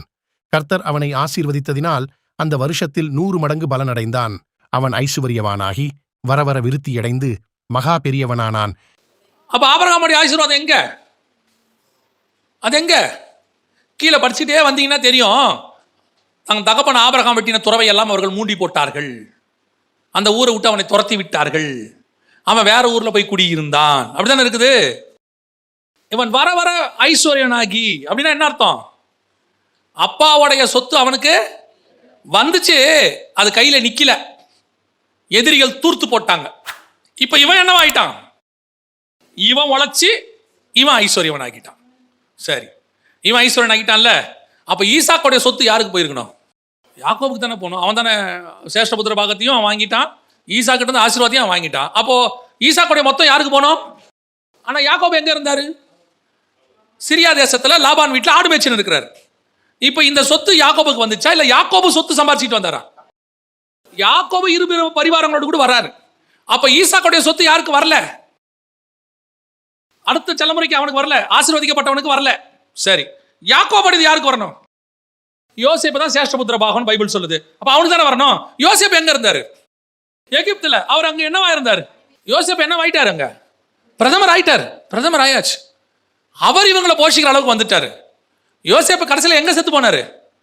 எகிப்துல செத்து போனாரு. அப்போ ஆபிரகாமின் ஆசீர்வாதம், உலக பிரகாரம் ஐஸ்வர்யம் யாருக்கு வரல? ஈசாக்கு யாருக்கு வரல? யாக்கோபு யாருக்கு வரல? அப்ப எது வந்துச்சு? கர்த்தர் தலைக்கு மேல வச்சிருந்த ஆவிக்குரிய ஆசீர்வாதங்கள் அத்தனையும் அப்படியே அவங்க மேல வந்துச்சு. அது அவர்களை உலக பிரகாரமாயும் ஆசீர்வதிச்சுச்சு. அதுக்கு அவன் தான் உழைக்கணும். அவன் உழைச்சாதான் அது ஆசீர்வாதம். இப்ப இருக்க நிலைமை என்ன தெரியுமா? அப்பாக்கள் வாழ்ந்தீங்களா, நல்லா சாப்பிட்டீங்களா, பசங்களை படிக்க வச்சிங்களா, நிம்மதியா போங்க. அதே மாதிரி அவனும் சம்பாரிச்சா வச்சுங்க, யாரும் எந்த கேள்வியும் கேட்க முடியாது. இது எங்க அப்பா அதுன்னு யாரும் சொல்ல முடியாது. நீங்க தைரியமா சொல்லலாம், எந்து கர்த்தர் எனக்கு கொடுத்தது, என் தேவனாகிய கர்த்தர் எனக்கு கொடுத்தாரு நீங்க சொல்லலாம். நீங்க போங்க, உங்க பசங்களை கர்த்தர் ஆசீர்வதிப்பார். இன்னைக்கு ஒரு தலைமுறையா எப்படி இருக்கு தெரியுமா? அடுத்த தலைமுறையை சோம்பேறியாக்குற தலைமுறை. அதான் இன்னைக்கு நடக்குது. ஆரான்ல தங்குற கூட்டம். இப்ப கர்த்தர் சொல்ற ஆபிரகாமை பார்த்து, நான் உனக்கு காண்பிக்கும் தேசத்துக்கு வந்துட்டான். இஸ்ரவேல் தேசத்துக்கு வந்தாச்சு, கானானுக்கு வந்தாச்சு. இப்போ இங்கு இருந்து அவர்கள் பாபிலோனுக்கு வந்த மாதிரி இவங்க எங்க வந்துட்டாங்க? கானானுக்கு வந்துட்டாங்க. இப்போ கானான் தேசம் தான் என்னது? கானான் என்பது எதை குறிக்குது? இஸ்ரவேலை குறிக்கிறது. இஸ்ரவேல் தேசத்துக்கு வந்தாச்சு. இப்போ இங்கே இருந்து பூமி எங்கும் ஒரு கூட்டம் சிதறி போக போகிறது. வாசிங்க அப்போஸ்தலர் நடபடிகள் 1:5 வாசிங்க. 1:5. ஆகையால் நீங்கள் எருசலேமை விட்டு போகாமல் என்னிடத்தில் கேள்விப்பட்ட பிதாவின் வாக்குத்தத்தம் நிறைவேற காத்திருங்கள் என்று கட்டளையிட்டார். பிதாவின் வாக்குத்தத்தம் என்னது? பரிசுத்தாவின் அபிஷேகம். பிதாவின் வாக்குத்தத்தம் என்னது? பரிசுத்தாவின் அபிஷேகம். அப்போ பரிசுத்தாவின் அபிஷேகம் உங்களிடத்தில் வர வரைக்கும் நீங்க எங்க விட்டு போகாதீங்க. இப்போ உங்க அத்தனை பேர் எங்க தங்கி இருக்கிறாங்க? எருசலேம்ல தங்கி இருக்கிறாங்க. 2ஆம் அதிகாரத்துல இப்போ பரிசுத்த ஆவியானவர் இறங்கி வரார். நம்ம எல்லாருக்கும் தெரியும், நல்லா தெரிஞ்சுக்கொள்ளுங்க, எல்லாருக்கும் தெரியும். இப்போ அங்கே இதே பாபிலோன்ல நடந்த ஒரு சம்பவம் நடக்குது. பாபிலோன் நடந்த ஒரு சம்பவம். என்ன சம்பவம் நடக்குது தெரியுமா? அங்கே ஒரு பாஷை தாறுமாறாய் மாறினது. புரியுதா? இங்கே பல பாஷை உடையவர்கள் இருந்தார்கள், அங்கே ஒரே பாஷை, அந்நிய பாஷை அந்த இடத்துல இறங்கி வந்தார். இங்க பிரிஞ்சு போச்சு, இங்க ஒன்னஸ் வந்துருச்சு. அங்கே அவர்கள் ஒருமனப்பட்டிருந்தார்கள், கர்த்தர் பிரித்து அனுப்பினார். அப்படித்தானே சொல்லுது, அவர்கள் ஒரே கூட்டமாய் இருக்கிறார்கள். இங்க வசனம் என்ன சொல்லுது பாருங்க, 2ஆம் அதிகாரம் 1ஆம் வசனம் வாசிங்க.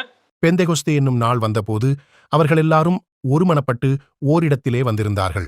அப்ப அங்க எல்லாம் ஒருமனப்பட்டு பிசாசின் ராஜ்யத்துக்காக வந்திருந்தாங்க.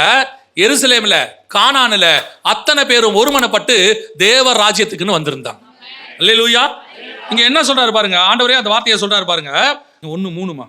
அவர் பாடுபட்ட பின்பு 40 நாளளவும் அப்போஸ்தலருக்கு தரிசனமாகி தேவனுடைய ராஜ்யத்துக்குரியவைகளை அவர்களுடனே பேசி அநேகம் தெளிவான திருஷ்டாந்தங்களினாலே அவர்களுக்கு தம்மை உயிரோடு இருக்கிறவராக காண்பித்தார். அப்ப அந்த 40 நாளை எதை பத்தி பேசி இருக்கிறாரு? தேவனுடைய ராஜ்யத்தை பத்தி. இப்ப சொல்றாரு, எருசலேமை விட்டு நீங்கள் போகாமலும், ஒருமனப்பட்டு எருசலேமை விட்டு நீங்க என்ன செய்யாதீங்க, போகாமலும் அங்க இருங்க, அங்க இருங்க. எதை பத்தி இப்ப நீங்க தெரிஞ்சுக்கணும்? தேவனுடைய ராஜ்யத்தை பத்தி. ஏன்? பிசாசுடைய ராஜ்யம் கிழக்கிலிருந்து புறப்பட்டு சினையார் தேசம் வழியாக உலகம் எங்கும் போச்சு. இப்ப அதே சினையார் தேசத்திலிருந்து தேவனுடைய ராஜ்யத்துக்கு ஒரு மனுஷனை கொண்டு வந்து, கானானுக்கு கொண்டு வந்து, அந்த கானான் இஸ்ரவேலில் எருசலேமில் இருந்து நான் உலகம் எங்கும் கொண்டு போக போகிறேன். 2 பிரயாணம் நடக்குது, 2 ராஜ்யத்தை பத்தி நடக்குது. அங்க பிசாசுடைய ராஜ்யம் பாபிலோனில் இருந்து புறப்பட்டது, இங்கே தேவனுடைய ராஜ்யம் எருசலேமில் இருந்து புறப்பட்டது. காயின் கிட்ட இருந்து பாபிலோனுக்கு அது வந்துச்சு, பாபிலோனில் இருந்து கானானுக்கு அது வந்துச்சு, கானானிலிருந்து உலகம் எங்கும் புறப்பட்டு போக போகிறது. அப்ப தேவ ராஜ்யத்தை சுமந்து கொண்டு போகிறவர்கள் பரிசுத்த ஆவியை பெறுகிறதுக்கு அந்த காலகட்டத்தில் அவர்கள் எப்படி கூடி வந்தார்களா? ஒருமனப்பட்டு கூடி வந்தார்கள். எதுல ஒருமனப்பட்டு இருக்கணும்? நான் தேவனுடைய ராஜ்யத்தை உலகம் எங்கும் கொண்டு போக போகிறேன். இதுதான் ஒருமனத்தினுடைய வேலை. ஒருமனம் எதுக்கு ஒருமனம்? இப்போ I am going to preach the gospel. நீங்கள் போய் சகல ஜாதிகளுக்கும் என்ன பண்ண போறீங்க? எது சுவிசேஷம்? மனம் திரும்புங்கள், பரலோக ராஜ்யம் சமீபமாய் இருக்கிறது, தேவனுடைய ராஜ்யம் வரப்போகுது, இஸ்ரவேலிலே தேவனுடைய ராஜ்யம் தொடங்க போகுது. அதனால தான் அவங்க திரும்பி கேட்கறாங்க, இயேசு 1ஆம் அதிகாரத்துல, இக்காலத்துல இஸ்ரவேலுக்கு ராஜ்யத்தை திருப்பி கொடுப்பீர்னு கேட்கறாங்க. ஆயிடவர் சரசாட்சி வரப்போகுது, நீங்கள் போய் சகல ஜாதிகளுக்கும் சுவிசேஷ பிரசங்கிங்க. ஆனா போகிற உங்களுக்குள்ள என்ன இருக்கணும் தெரியுமா? ஃபர்ஸ்ட் எந்த ஒருமனம்? பிசாசு கிட்ட இருந்ததை விட அதிகமா இருக்கணும். அவன் ஒரு மனமா வானலாவிய கோபுரம் கட்டினா, நான் ஒரு மனமா தேவனுடைய ராஜ்யத்தை பூமியில கட்ட போறேன். அப்ப நம்ம எப்படிப்பட்டவங்களா இருக்கணும்? இன்னைக்கு நமக்குள்ள அந்த ஒன்னஸ் இருக்கா? முதல்ல டிராவல். நீங்க எருசலேம்ல தங்கியிருங்க, அங்கேயே தங்கியிருங்கன்னு சொல்லல ஆண்டவர், அங்கேயே தங்கியிருங்கன்னு சொல்லல. பரிசுத்த ஆவி உங்களிடத்தில் வருகிற வரைக்கும் என்ன செய்யுங்க? அங்க தங்கிருங்க, எருசலேம்ல தங்கிருங்க. வந்த பிறகு நீங்கள் போய் உலகம் எங்கும் என்ன பண்ணணும்? 8வது வசனம், பரிசுத்த ஆவி உங்களிடத்தில் வரும்போது நீங்கள் பெலனடைந்து எருசலேமிலும் யூதேயா முழுவதிலும் சமாரியாவிலும் பூமியின் கடைசி பரியந்தமும் எனக்கு சாட்சிகளாயிருப்பீர்கள் என்றார். என்ன அழகா ப்ரொசீஜரா செய்றார் பாருங்க. 40 நாள் தேவனுடைய ராஜ்யத்தை பத்தி ஃபுல்லா பேசுறாரு. பேசி முடிச்சுட்டு 40 நாள் போகும்போது சொல்றாரு, ஒரு 10 நாள், அதாவது பரிசுத்த ஆவி உங்களிடத்தில் வருகிற வரைக்கும் எங்க தங்கியிருங்க? எருசலேம்ல தங்கியிருங்க. பிதாவின் வாக்கு தத்தம் உங்களுக்கு நிறைவேறும், பரிசுத்த ஆவி உங்களிடத்தில் வரும். வந்த பிறகு அங்க இருக்காதீங்க. வந்த பிறகு எருசலேமிலும் யூதேயாவிலும் சமாரியாவிலும் பூமியின் கடைசி பரியந்தமும் எனக்கு சாட்சிகளாயிருக்கு. அர்த்தம் என்ன? அங்க அவர்கள் உலகமெங்கும் சிதறி போனார்கள் பிசாசின் ராஜ்யத்தை எடுத்துக்கிட்டு. இங்க நீங்க உலகமெங்கும் போங்க தேவனுடைய ராஜ்யத்தை எடுத்துக்கிட்டு. இப்ப நீங்களும் நானும் அந்த வேலையில தான் இருக்கிறோம். நாம எல்லாம் அந்த வேலையில தான் இருக்கிறோம். நாம ஒரு சபைக்குள்ள இருந்தாலும் நாம இங்க செட்டில் ஆகிறவங்க அல்ல, உலகமெங்கும் போகிறவர்கள். நம் கையில் ஒரு பொறுப்பு கொடுக்கப்பட்டிருக்கு. தேவனுடைய ராஜ்யத்துக்கு அடுத்தவைகள் என் கையில் கொடுக்கப்பட்டிருக்கிறது. நான் இப்ப இதை எடுத்துக்கிட்டு உலகம் எங்கும் போகணும்.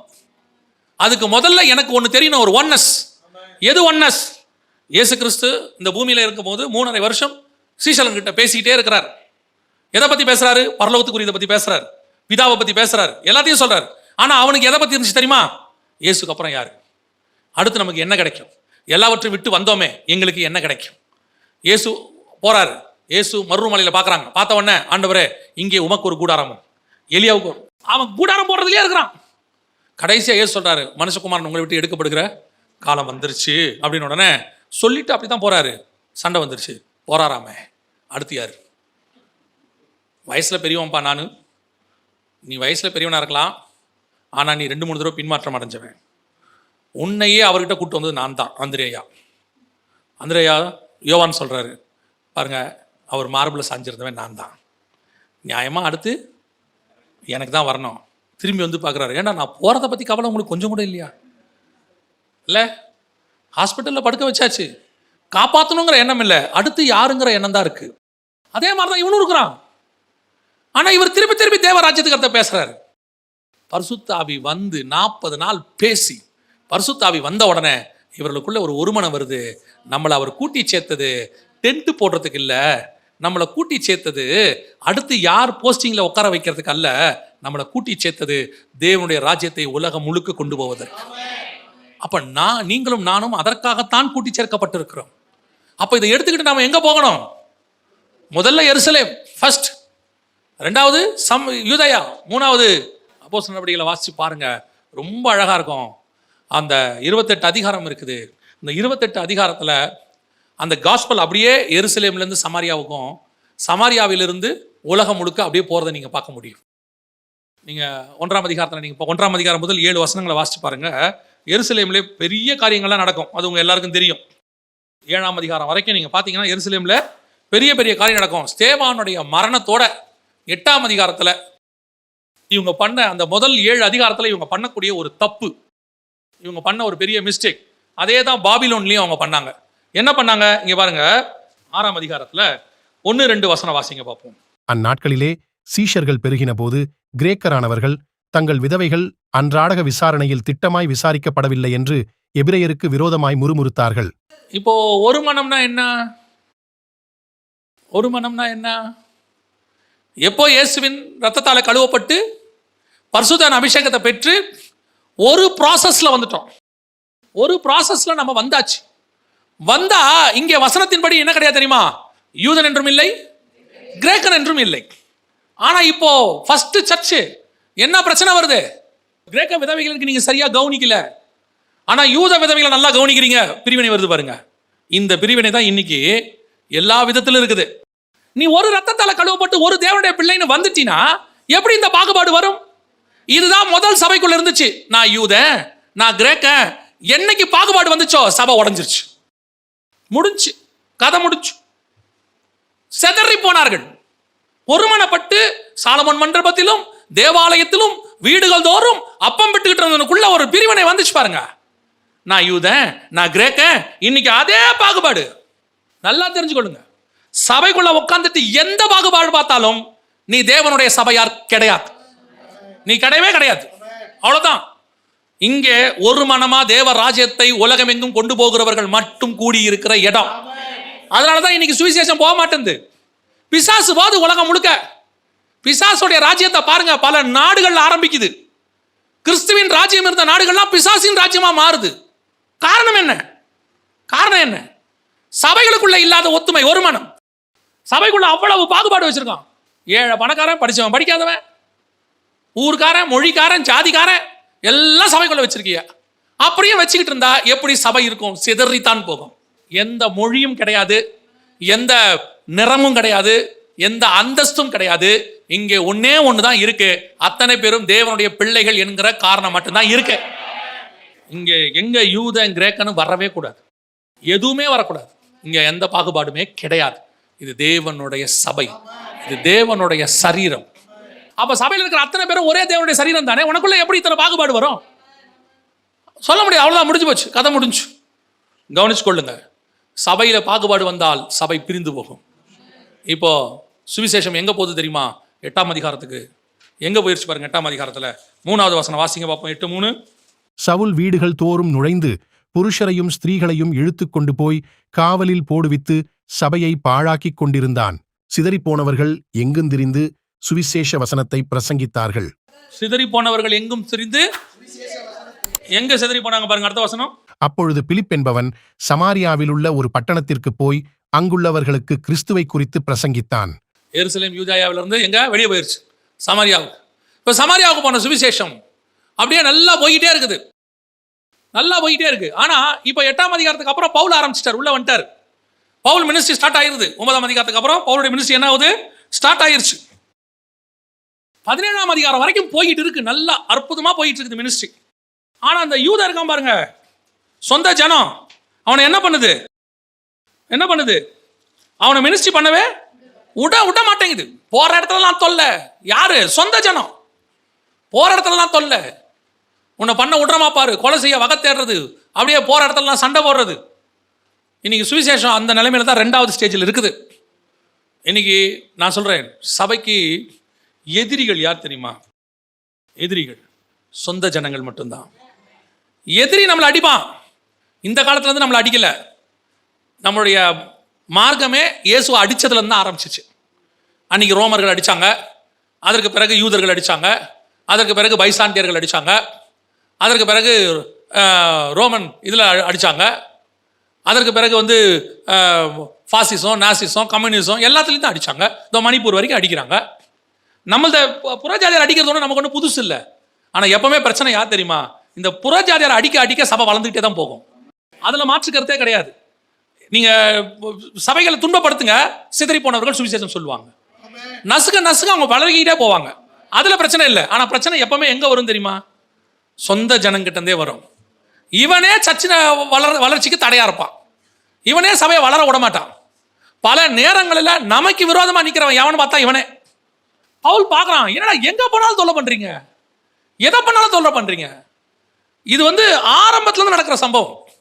இப்போவும் நான் சொல்லுவேன், பல நேரங்களிலே நமக்கு புறஜாதியார் எதிர்ப்பு தெரிவிக்கிறார்கள் என்பது ஒரு பக்கம். அவங்க அடிக்கிறாங்க, உதைக்கிறாங்க, அது இல்லைன்னே சொல்லலை, அது நடக்குது. இன்னொரு பக்கம் நம்ம ஆட்களுடைய எதிர்ப்பே ஜாஸ்தி. இவனும் செய்ய மாட்டான், செய்கிறவனையும் செய்ய விட மாட்டான். சில ஆட்கள் இருக்கான், இவனுக்கு அதில் ஏதாவது ஆதாயம் வருதான்னு பார்ப்பான். ஆதாயம் வராட்டி அந்த மீட்டிங்கே நடத்த விடாமல் பண்ணிடுவான். மீட்டிங்கே நடத்த மாட்டான், பிரோஜனம் இருக்காது.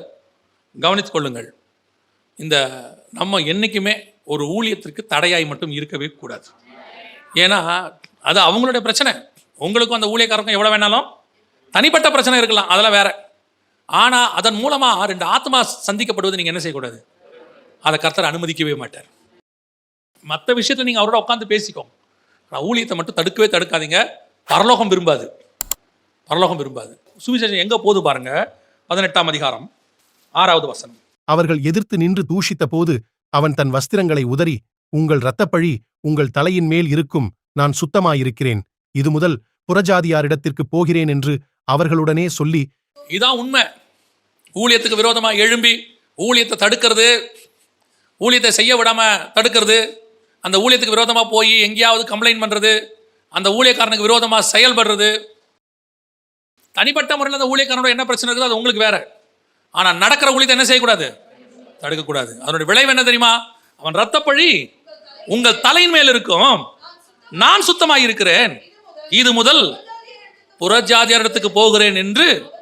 அதோட காஸ்பல் எங்க போயிருச்சு? புறஜாதியாருக்கு போயிருச்சு.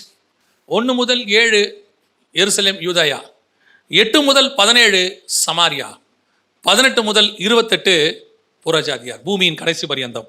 அதாவது 1:8 சொன்னார் இல்லையா அப்போஸ்தலர் நடவடிக்கைகளில், அவர் சொன்னது அப்படியே 100% நிறைவேறிடுச்சு. இப்போ இவர்கள் எடுத்துக்கிட்டு உலகம் எங்கும் புறப்பட்டு போயிட்டாங்க. இப்போ புரியுதா? எருசலேமில் ஆரம்பிச்சு இப்போ இவங்க எங்கே போயிட்டாங்க? உலகம் எங்கே போயிட்டாங்க. தோமா இங்கே வந்துட்டாரு, அவர் மாசிடோனியா போயிட்டாரு. இவர் இன்னும் பெரிய விஷயம், இவர் பாபிலோனுக்கு நிறுவனங்கள் எழுதி அனுப்பிச்சிட்டார். பேதுரு அவர் சொல்வார், இது பாபிலோனில் வாசிக்கப்படுவதாக. இப்போ என்ன ஆயிடுச்சு பாருங்க, பாபிலோனில் ஆரம்பிச்சதான 1 பேதுரு 5:13 வாசிங்க. உங்களுடனே கூட தெரிந்து கொள்ளப்பட்டிருக்கிற பாபிலோனில் உள்ள சபையும் என் குமாரனாகிய மார்க்கும் உங்களுக்கு வாழ்த்துதல் சொல்லுகிறார்கள். பாபிலோனில் உள்ள, இப்ப நல்லா புரியுதா? ஏதேனிலிருந்து காயின் புறப்பட்டு வந்து கிழக்கிலிருந்து அராரத்துக்கு, அராரத்திலிருந்து அவங்க பாபிலோனுக்கு போயிட்டாங்க. இப்ப கர்த்தர் பாபிலோனிலிருந்து ஆரம்பித்து கானானுக்கு வந்து, இஸ்ரவேல் எருசலேமிலிருந்து ஆரம்பித்து பூமியின் கடைசி பரியந்தத்துல கடைசியா சுவிசேஷம் எங்க வந்துருச்சு? பாபிலோனுக்கு வந்துருச்சு. பிசாசின் ராஜ்யம் ஏதேன்ல ஆரம்பிச்சு பாபிலோன்ல முடிஞ்சு, பாபிலோன்ல இருந்து உலகம் ஃபுல்லா போச்சு. தேவனுடைய ராஜ்யம் பாபிலோனிலிருந்து புறப்பட்டு எருசலேமுக்கு வந்து, எருசலேமிலிருந்து உலகம் எங்கும் போய் பாபிலோனுக்குள்ள வந்துருச்சு. தேவ சபை இப்ப எங்க வந்துருச்சு? பாபிலோனுக்குள்ள வந்துருச்சு. ஏதேனுக்குள்ள பாம்பு வந்துச்சு, ஆனா வெளியே போயிருச்சு. சபையும் வெளியே போயிருச்சு, ஏவாளும் வெளியே போயிட்டா. அப்படி வெளியே போன இடத்துல இருந்து கர்த்தர் இப்ப என்ன செஞ்சிட்டார் தெரியுமா? அவன் கூட்டிட்டு போய் ஒரு ஆதிஸ்தானத்தை உண்டாக்கினா பாபிலோனுன்னு. அந்த பாபிலோனுக்குள்ள எந்த சபையை நீ வெளியே கூட்டிட்டு போனியோ அந்த சபையை கர்த்தர் கொண்டு போய் உள்ளே உட்கார வச்சுட்டார். அல்லேலூயா! இதுதான் கர்த்தருடைய மகத்துவம். எங்க நீ அவர் ராஜ்யத்துக்கு விரோதமா எழும்புறியோ அங்கேயே அவர் ராஜ்யத்தை ஸ்தாபிப்பார். நீங்க என்ன நினைச்சீங்க? கர்த்தரை ஏதோ சபை பலகீனம் நினைச்சீங்களா? ஊழியக்காரன் பலகீனமானவன் நினைச்சீங்களா? கிடையவே கிடையாது. சபை இந்த பூமியில் இருக்கிறதுலயே பலமான ஸ்தாபனம். ஏன் தெரியுமா? பூமியில் இருக்கிற எதையும் எதை வேணாலும் மேற்கொள்ளும். ஆனால் சபையை பாதாளம் கூட மேற்கொள்ளாது. கர்த்தர் வல்லமையுள்ள பராக்கிரமா வச்சிருக்கிறார். இப்ப சுவிசேஷத்தினுடைய பிரயாணத்தினுடைய முடிவாக இந்த ராஜ்யம் பாபிலோனுக்குள்ள போயிருச்சு. பாபிலோன்ல தொடங்கி அவன் ராஜ்யம் வந்துச்சு. ஆனா எருசலேம்ல தொடங்கி தேவராஜ்யம் பாபிலோனுக்குள்ள போயிருச்சு. எவ்வளவு பெரிய ஆசீர்வாதம் பாருங்க. அதுதான் கர்த்தர் சபைக்கு வச்சிருக்கிற வல்லமை. தேவ ராஜ்யம்னா சும்மா கிடையாது. இன்னைக்கு பாபிலோனுக்குள்ள தேவனுடைய சபையை கொண்டு வர அளவுக்கு கர்த்தர் வல்லமை உள்ளவராய் இருக்கிறார். யோசித்து பாருங்க கர்த்தர் எப்படி செஞ்சிருக்கிறார்னு சொல்லி. இந்த பிரயாணத்துல தான் நீங்களும் நானும் இருக்கிறோம். இப்ப இந்த பிரயாணத்துல கர்த்தர் உங்களை என்னையும் வச்சிருக்கிறாரு. நீங்களும் நானும் சிதறி போனவர்களா இருக்கணும். செட்டில் ஆகிறவங்களா இருக்கக்கூடாது. ஒருமனப்பட்டவர்களா இருக்கணும். என்ன ஒருமனம் தெரியுமா? தேவ ராஜ்யத்துக்கு ஒருமனப்பட்டவர்களா இருக்கணும். எல்லாரும் ஒருமனப்பட்டு நாம எல்லாம் சபை வாங்கறதுக்காக ஜெபம் பண்ண போறோம். அதுக்கு ஒருமனம் இல்ல. நாம எல்லாம் ஒருமனப்பட்டு பெரிய மண்டபம் கட்டுறதுக்கு ஒருமனப்பட போறோம். அதுக்கு ஒருமனம் இல்ல. நாம எல்லாரும் சேர்ந்து ஒருமனப்பட்டவர்களாக நாம் ஒரு டூர் போக போறோம். அதுக்கு ஒருமனம் இல்ல. எதுக்கு ஒருமனம் தெரியுமா? தேவ ராஜ்யத்தை சுமந்து கொண்டு உலகம் எங்கும் போக போறோம். அதற்கு அவர்கள் ஒருமனப்பட்டவர்களாக இருந்தார்கள். அப்படி ஒருமனப்பட்டவர்களுக்குள்ள யூதனும் இல்லை, கிரேக்கனும் இல்லை, எந்த மொழிக்காரனும் இல்லை, எந்த இனக்காரனும் இல்லை, எந்த ஜாதிக்காரனும் இல்லை. இங்கே அத்தனை பேரும் இயேசுவின் ரத்தத்தாலே கழுவப்பட்ட ஒரே பிள்ளைகளாக தேவ ராஜ்யத்தை சுமந்து கொண்டு போக போகிறோம். இன்னைக்கு பாபிலோனுக்கு போன சுவிசேஷம் இன்னைக்கு உலகம் எங்கும் எல்லா நாடுகளிலும் சபை இருக்கிறது. இன்னும் வரும். நம்முடைய வேலையும் அதை செய்து முடிக்கிறதா. ஒரு நாள் பரலோகத்தில் செய்யப்படுவது போல அவருடைய ராஜ்யம் பூமியிலும் செய்யப்படும். அல்லேலூயா. அந்த பிரயாணத்துல தான் கர்த்தர் உங்களை எண்ணி வச்சிருக்கிறார். இப்ப நம்ம ரெடியா இருக்கிறோமா? பிரயாணப்படுறோமா? விசுவாசின்ற பேர் இருக்குதே ஒழிய சபைக்குள்ள நீங்களும் நானும் எதுவும் எந்த சிந்தையுடையவங்களா இருக்கிறோம்? இன்னைக்கும் கேட்டு பாருங்க. ஜப குறிப்பு என்ன? உங்களுடைய ஜப குறிப்பு என்ன? எப்படியாவது பொண்ணுக்கு கல்யாணம் பண்ணி பார்த்துடணும். உங்க ஜப குறிப்பு அதல்ல. பாஸ்டர், நான் ஒரு பிரயாணத்தில் இருக்கிறேன். நல்ல போராட்டத்தை போராடி கொண்டிருக்கிறேன். நான் ஓட்டத்தை முடிக்க எனக்கு சொல்லிக் கொடுங்க பாஸ்டர். நான் ஓட்டத்தை முடிக்க எனக்கு ஆண்டவர் கிருபை தரணும்னு எனக்கு ஒரு ஜெபம் பண்ணுங்க பாஸ்டர். உங்கள் ஜப குறிப்புகள் கீழானவைகள் அல்ல, மேலானவைகளாகவே இருக்கணும். எப்பவும் இருக்கணும். அதுதான் கர்த்தர் விரும்புகிறது. இன்னைக்கு சபை எதை விரும்புது? சபை எதை விரும்புது? உலக பிரகாரமான ஆஸ்தி, உலக பிரகாரமான பிள்ளைகளுடைய எதிர்காலம், உலக பிரகாரமான ஒரு சந்தோஷம், இதுதான் விரும்புகிறோம். அது பிரயாணப்படுகிறவன் அல்ல, அது தங்கி விடுகிறவன். நாம் பிரயாணப்படுகிறவன். நம்முடைய வேலை வேறு. நம்மை கர்த்தர் நடத்தி கொண்டிருக்கிறார். முடிவு பரியந்தம் நிலை நிற்கிறவனே ரட்சிக்கப்படுவான். அல்லேலூயா.